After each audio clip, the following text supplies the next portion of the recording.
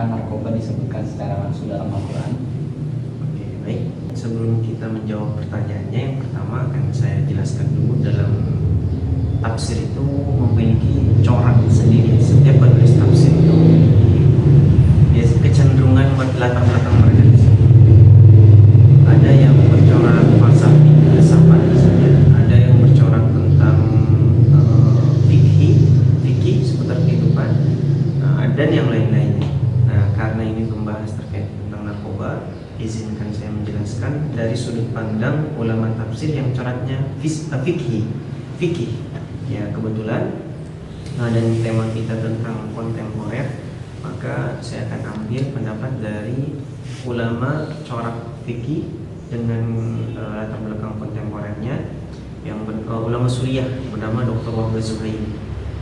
Dr. Wahbah Zuhaili, di mana di dalam tafsirnya itu beliau sangat runtun, sangat sistematis, di mana ada analisis hadisnya, asbabun nuzul, terus ada fikih ayatnya, kemudian tafsir wal bayannya, kemudian ada hidayatul ayat.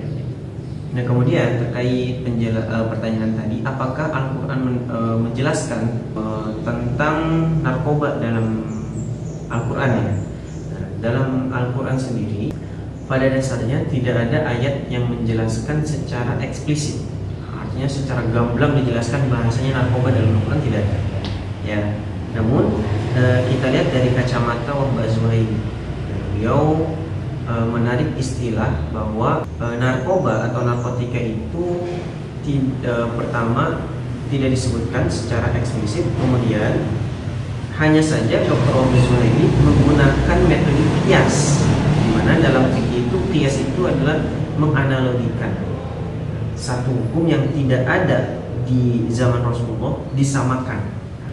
Selain metode kias yang dilakukan oleh Dr. Wahbah Zuhaili, juga mengikuti prinsip maqasidus syariah. Maqasidus syariah itu adalah tujuan syariat dalam menetapkan hukumnya. Nah, kemudian analoginya apa? Yang pertama, narkoba itu dianalogikan oleh Dr. Wahbah Zuhaili. Yang pertama itu surat Al-Maidah ayat 90 yang ya ayyuhalladzina amanu innamal khamru wal maisir wal ansab ila akhir ayat. Nah, itu di mana menurut beliau bahwa ilat itu adalah sebab hukum. Sebab hukum diharamkannya khamr adalah iskar. Iskar atau dalam bahasa Indonesia itu memabukkan. Nah, kemudian yang kedua adalah diharamkannya khamr adalah taghyibul aql. Apa taghyibul aql? Itu adalah menutupi atau merusak akal manusia. Nah, narkoba yang kita bahas tema utama sekarang adalah meski bentuknya bukan berbentuk cairan seperti khamar, namun dampaknya bahkan bisa lebih besar daripada khamar itu sendiri, ya kan? Nah, lebih berat, di mana dia bisa merusak akal sehat. Nah, maka berdasarkan kaidah kullu muskirin khamrun wa kullu khamrun haramun. Kalau tidak salah, boleh koreksi. Setiap yang memabukkan itu khamr, dan setiap khamr itu pasti haram. Maka dari itu Wahbah Zuhaili berdasarkan ayat Al-Maidah ayat 90 ini mengatakan bahwa narkoba masuk larangannya dalam ayat ini. Ini yang pertama. Ayat yang pertama. Nah, kemudian ayat yang kedua menjelaskan bahwasanya kenapa narkoba itu bisa diharamkan. Ya kan, tadi kan narkoba dibahas dalam Al-Quran tidak, tapi ulama mengambil kesimpulan narkoba itu bisa haram. Yang kedua alasannya adalah di surat Al-Baqarah ayat 195, potongan ayatnya adalah wala tulqu biaydikum ila tahluka. Mana artinya itu jangan sampai kalian jatuhkan diri kalian ke jalan atau ke jalan kebinasaan. Nah, menurut Wahbah Zuhaili, di mana ayat ini itu merupakan kaidah umum dalam menjaga jiwa atau yang kita kenal hifdzun nafs. Nah, beliau menekankan bahwasanya segala sesuatu yang membahayakan kesehatan tubuh, saraf, dan mental manusia hukumnya haram, apapun. Nah, kalau kita lihat narkoba, ya, baik secara medis, baik secara hukum, dari secara medis saja sudah terbukti dia merusak organ tubuh manusia, dan bahkan kadang bisa menyebabkan ketergantungan yang nanti akhirnya bisa mengindikasikan membahayakan untuk mematikan, ya kan? Sehingga mengkonsumsi narkoba sama saja menjerumuskan diri atau menjatuhkan diri ke dalam lubang kebinasaan. Itu ayat yang kedua. Nah sekarang ayat ketiga, Al-Quran membahas tidak terkait narkoba. Yang ketiga memang tidak akan ada. Tadi tidak penegasannya lagi. Nah tapi hukum asal pengharamannya yang ketiga adalah narkoba termasuk salah satu khaba'ith. Nah, dalam surat Al-A'raf yang bunyinya kalau tidak salah wa yuhillu lahum at-thayyibat wa yuharrimu harimun al-khaba'ith. Kalau tidak salah. Dan Allah menghalalkan kepada mereka hal-hal yang baik, dan sebaliknya Allah mengharamkan bagi mereka segala keburukan atau khaba'ith ini. Nah, menurut Dr. Zuhaili, zat-zat yang terkandung dalam narkoba itu merusak fitrah manusia sebagai khaba'ith tadi, zat-zat itu, ya, sesuatu yang buruk. Nah, narkoba sama sekali tidak mendatangkan kemanfaatan untuk tubuh manusia. Nah, melainkan membawa kerusakan moral dan fisik manusia, sehingga narkoba termasuk kepada hal-hal yang diharamkan dari ayat ini. Dan dari tiga ayat ini memang menjelaskan bahwa terkait narkoba itu dibahas dalam Al-Quran secara eksplisit atau secara gamblang itu memang tidak ada. Tapi dari kiasnya Wahbah Zuhaili mengatakan bahwa narkoba termasuk kepada khamar, termasuk kepada khamar dan perkara-perkara yang membuat manusia itu jatuh kepada jurang kerusakan. Ya, selain itu, dari kesimpulannya ini, seluruh ulama mengatakan pemakaian narkoba haram mutlak kalau dikonsumsi. Nah, gimana kalau misalkan ada kondisi darurat? Nah, kondisi darurat medis nih yang memang harus membutuhkan hal-hal seperti ini, ya kan? Nah, menurut Wahbah Zuhaili menjelaskan kalau dalam hal seperti ini, kondisi darurat ini boleh asalkan diawasi atau dikawal ketat oleh ahli. Nah, dalam hal ini misalkan dokter untuk kesehatan nih misalkan ya. Nah, kemudian dibagi dua lah pendapat ini. Maksudnya dibagi dua dampaknya, ya kan? Yang menjadi dua hal perkara yang dilarang oleh agama. Yang pertama, mufattirat. Mufattirat itu zat yang membuat tubuh manusia itu lemah. Biasanya kan kita kalau misalkan kayak bius itu kan membuat manusia lemah. Nah, itu masih dibolehkan, ya kan? Atau yang kedua mukhaddirat. Nah, mukhaddirat juga sama, mematikan rasa. Ya. Kalau tadi membuat tubuh lemah dan lesu, ya kan? Kalau ini karena saya bukan dari sudut pandang kedokteran, cuman mungkin yang saya tahu mungkin kayak dia tuh di biusnya bius total yang membuat orang lu tuh sampai nggak sadar, kan? Ada yang kayak gitu kan ya. Nah, ada juga yang mukhaddirat itu yang memang mematikan rasa aja, yang misalkan kita mau dibius di bagian mana, nah di situ aja tuh. Nah, Wahbah Zuhaili mengatakan bahwa hal ini tuh masih boleh asalkan untuk kedokteran, tapi untuk konsumsi ulama 4 mazhab mutlak haram, ya kan? Nah, bahwa di sini juga beliau menekankan bahwa Islam itu menekankan bahwa harus hifdzul aql, ya. Di mana salah satu pilar agama Islam itu ya tadi hifdzul aql. Tanpa akal yang sehat, nah, seseorang itu tidak bisa menjalankan taklif atau bisa dibilang beban ibadah dengan benar. Maka dari itu kesimpulannya adalah secara eksplisit tadi narkoba tidak disebutkan dalam Al-Quran, tapi indikasi-indikasi atau pemakaian dari narkoba, nah itu disamakan dengan 3 ayat Al-Quran. Yang pertama Al-Maidah, yang kedua Al-Baqarah, yang ketiga surat Al-A'raf. Baik, itu mungkin yang kedua. Pertanyaan selanjutnya, apa yang dimaksud dengan tafsir kontemporer? Oh iya.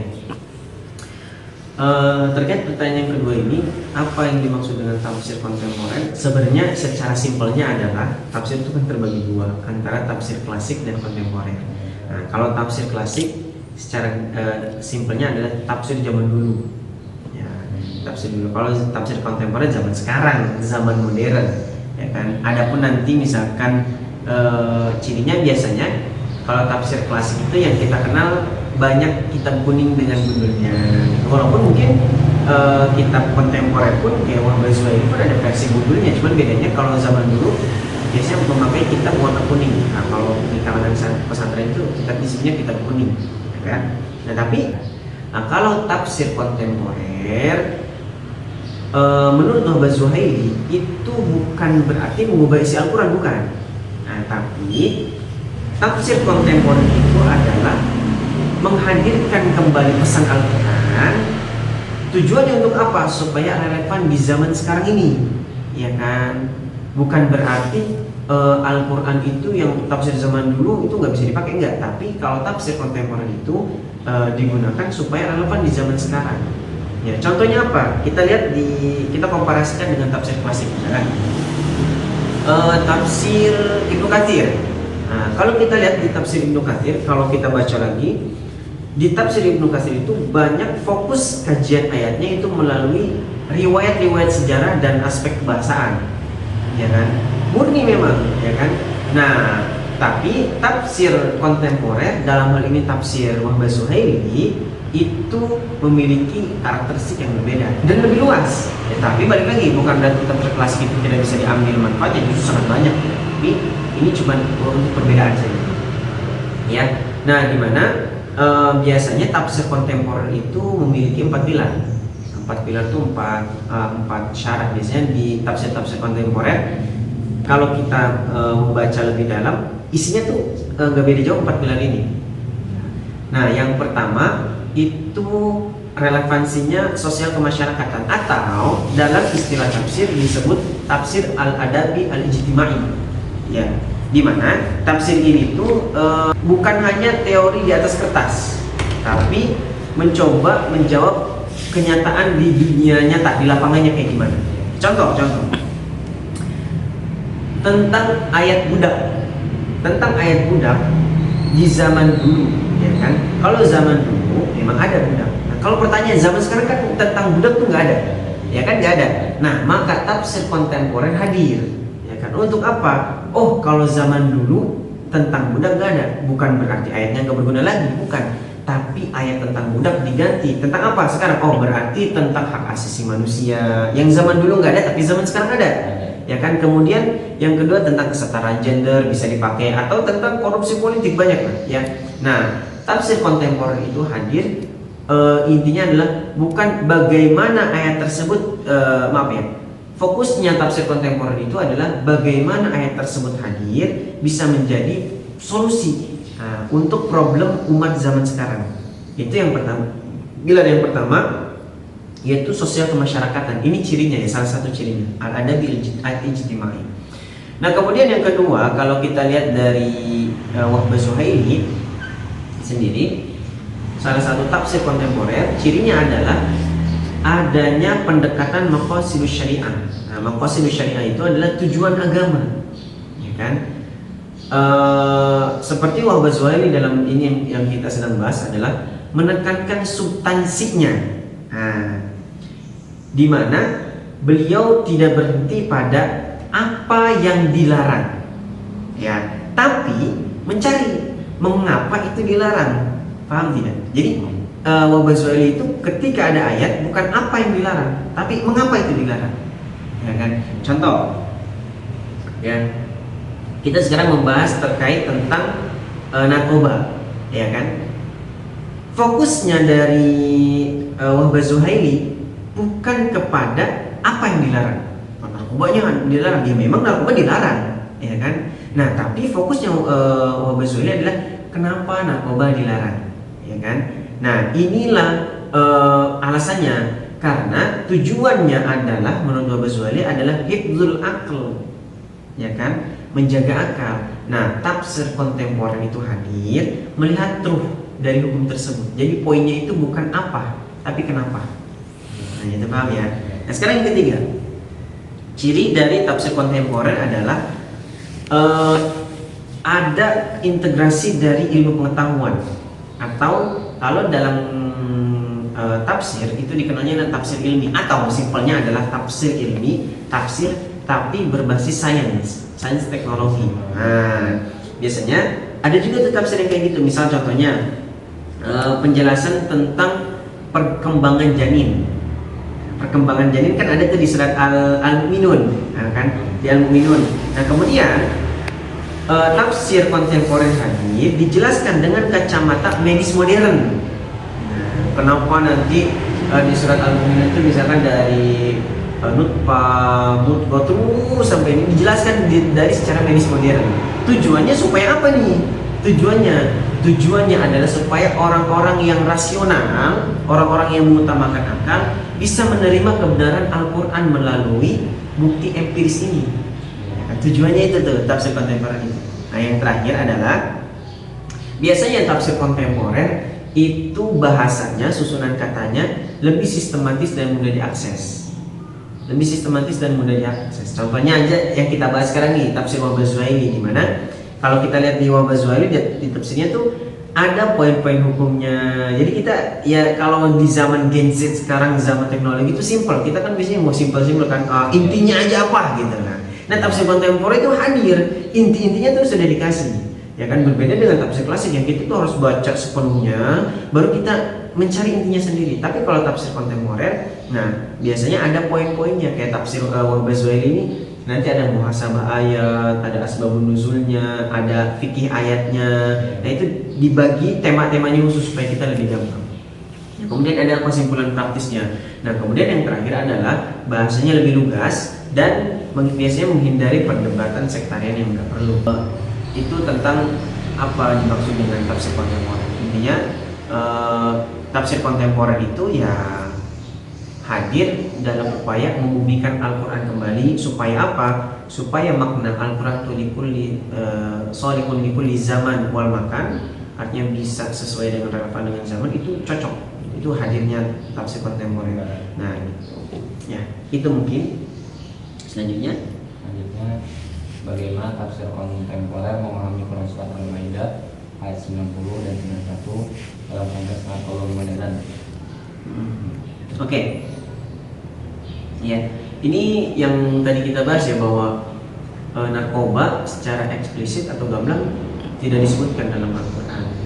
Nah, tapi para ulama mengatakan bahwa narkoba itu secara tidak langsung sama seperti khamar. Kenapa? Karena sama-sama memabukkan, menghilangkan akal manusia. Ketika seseorang mengkonsumsi narkoba, akalnya hilang, bahkan mentalnya pun bisa terkena. Kan? Nah maka dari itu dalam hal ini tafsir kontemporer, dalam hal ini adalah Dr. Wahbah Zuhaili, beliau menjelaskan bahwasanya di dalam surat Al-Maidah beliau menjelaskan bahwa ada beberapa poin penting. Yang mana ayat 91, 92 kan itu masih bersambungan ya. Nah, yang pertama di ayat 91 saja. Innama yuridu syaitanu an yuqi'a bainakumul adawata wal baghdha. Ya. Yang pertama, kenapa narkoba itu haram? Ini dari konteks narkoba ya. Yuridu syaitanu an yuqi'a bainakumul adawata wal baghdha. Jadi, karena narkoba ini adalah perbuatan setan, ya kan? Nah, setan itu ingin apa?